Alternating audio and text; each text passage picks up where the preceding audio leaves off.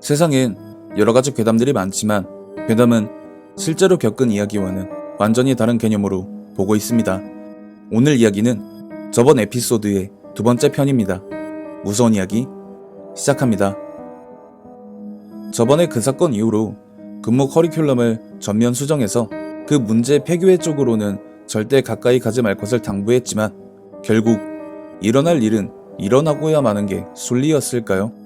일주일 뒤 제 다음 순번인 A는 후임 근무자가 사정이 생겨 일요일 근무를 바꿔달라는 제안을 흔쾌히 받아들였는데 나중에서야 A는 그때 왜 바꿔줬을까 후회를 한다고 저에게 털어놨었습니다. 이유는 굳이 말하지 않아도 뻔할 뻔짜였지만요. A는 그날 출근을 하자마자 전날 과음을 한 탓에 한참을 졸았고 순찰 시간을 죄다 놓친 뒤에서야 헐레벌떡 순찰길에 나섰다는데 그 시간이 새벽 1시였다고 합니다. 아무래도 1팀의 팀장님이 유한 성격이시라 유야무야 넘어가 준 것도 있겠지만 자기가 이렇게 짬이 찼다고 뺀질거리면 그 다음 애들에게 안 좋은 본을 보인다. 이런 이유 때문에 더 이상 순찰을 미룰 수가 없었던 이유도 컸을 텐데요. A는 저의 당부대로 폐교회를 지나쳐서 사슴목장이 있는 길목으로 발걸음을 옮기던 중에 폐교회로부터 은은하게 퍼져나오는 노랫소리에 발걸음을 멈출 수밖에 없었다고 합니다.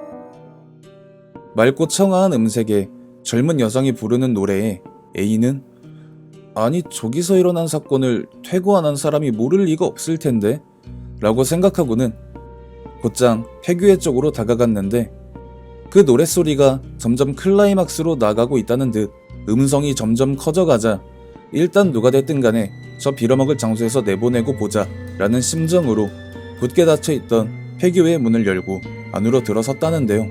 언제 노랫소리가 들렸었냐는 듯 교회의 내부는 고요하다 못해 적막했고 곧장 앞불싸 홀렸구나 라는 판단이 들어 재빨리 나가려고 시도했지만 A의 뒤에서 가느다란 여자의 웃음소리가 들려왔고 A는 극심한 공포감을 어떻게든 뒤로 한 채 발걸음을 문 앞으로 옮겨서는 가까스로 문을 열고 빠져나오기 직전에 그 순간 교회의 입구 앞에 웬 검은 원피스를 입은 여자가 우두커니 서서는 키득거리며 자기를 밀쳐서 다시 교회 내부로 밀어 넣더라는 겁니다. 그리고 그와 동시에 저절로 닫히는 교회 문틈 사이로 그 여자가 또다시 키득거리며 웃는 모습이 보였다고 합니다. 그 시점에서 A는 무섭다라는 느낌보다는 기도 차고 어이도 없고 이제는 별의별 무슨 해괴한 방법을 써서 우리를 농락하나? 라는 깊은 빡침과 함께 3단봉을 꺼내서 그대로 닫혀있는 문을 내려 찍었고 한 10차례 내려 찍으니까 그 낡은 문이 버티기나 했겠습니까? 완전히 산산조각이 났고 A는 온갖 쌍욕을 뱉어가면서 교회로부터 빠져나왔던 거죠. 그 길로 상황실에 복귀한 A는 1팀장님에게 방금 전에 겪은 일을 보고했고 1팀장님은 이대로 당하고만 있을 수가 없다라고 하면서 A보다도 더 빡이 친 얼굴을 울그락불그락하며 비품 창고에 쌓여있던 염화칼슘과 굵은 소금을 마대자루 그대로 구루마에 씻고는 A에게 당장 따라오라고 하고는 씩씩대며 폐교회 쪽으로 달려갔다고 하는데요. 1팀장님과 A는 그 폐교회 앞에서 자신들의 두 귀를 의심할 수밖에 없었다고 합니다. 이미 교회의 문은 걸레짝이 돼서 널브러져 있었기 때문에 내부를 고스란히 볼 수 있었는데 그 검은 원피스를 입은 희고 긴 머리를 한 그 여자가 마치 발레 동작을 보이며 춤을 추면서 노래를 부르고 있었다고 합니다. 1팀장님은 A에게 야 저것 나만 보이는 거 아니지? 라고 했고 A는 저도 보이는데요? 라고 답을 하면서 그 둘은 보고 듣고도 어이가 없는 광경에 할 말을 잃고 발레를 추며 노래를 하는 그 여자를 보면서 어이없어 할 수밖에 없었다고 합니다. 그렇게 춤을 추던 그 여자가 갑자기 하던 행동을 그대로 멈추더니 그 강대상에 있는 의자에 앉아서는 그 뭐라고 해야 할까요? 중저음에 그 사극에서 여자들이 고문받을 때 내는 그 처절한 비명소리? 그런 중저음의 톤으로 뭐가 그렇게 억울하다는 듯 악다구니를 쓰기 시작했고 그런 여자를 보면서 1팀장은 조용하게 주섬주섬 가져온 염화칼슘과 붉은 소금자루를 풀러서는 그 교회 앞에 죄다 투척을 해놓고는 그 여자를 향해 가운데 손가락을 쌍으로 올려 보이더니 갑자기 A의 손을 그대로 잡고 올라온 길을 미친 사람처럼 뛰어내려가기 시작했다고 합니다.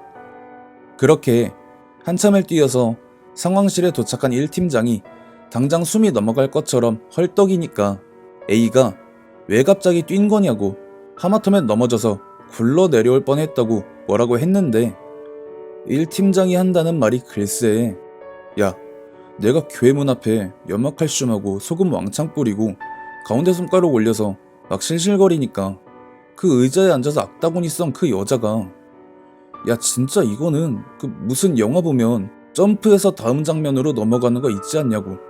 야 아니 의자에서 금방 일어난 사람이 어떻게 바로 그 문 앞으로 올 수가 있냐고.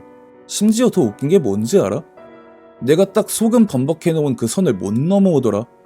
무슨 판토마임 하는 것처럼 벽에 가로막혀서 허우적거리는데, 야 그 얼굴이 너무 기괴하고 무서워가지고 네 손 잡고 바로 뛰어내려온 거야 라고 하면서 담배 연기를 쭉 내뱉었다고 하더라고요. 다음날 출근해서 1팀장님에게 이 이야기를 전해들은 저는 진짜 팀장님 대단하십니다 하고 박수를 보낼 수밖에 없었습니다.